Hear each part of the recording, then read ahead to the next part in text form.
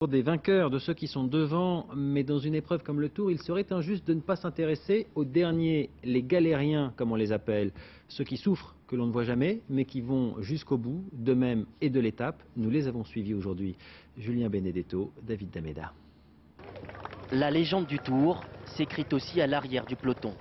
Loin, très loin du maillot jaune, ils traînent leur souffrance dès que la course prend de l'altitude. Quelques mètres derrière le dernier, la voiture balai rôde.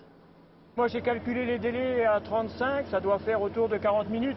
Au volant, Alain Daniel, 17 Tours de France au compteur. Son boulot, ramasser, comme on dit dans le jargon, les coureurs qui abandonnent. Voici son tableau de chasse, à chaque fois un crève-cœur. Souvent il est en sanglots, souvent pour lui tout s'arrête. Donc il y a certains coureurs qui parlent pas du tout. On leur pose 2-3 questions, ils nous répondent pas, mais bon, pour eux il y a quelque chose qui disparaît, le Tour de France qui s'arrête pour eux.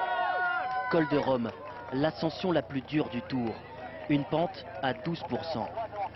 Alberto Contador est passé depuis une demi-heure déjà, mais le public est toujours là. Car ici, les derniers valent les premiers. Ils ont beaucoup de mérite. Ils font le même boulot et puis ils sont derniers. Et c'est super. Ils sont courageux, c'est tout. Pour moi, ils ont autant de valeur que les premiers. Allez, c'est bien les gars, c'est bien, on est à 3, c'est très bien. Allez les gamins, allez, c'est très bien, allez. Soulagement à l'arrivée au Grand Bornand, aucun coureur hors délai. Le dernier en termine 35 minutes après le vainqueur du jour, qui est déjà en train de se faire masser à l'hôtel.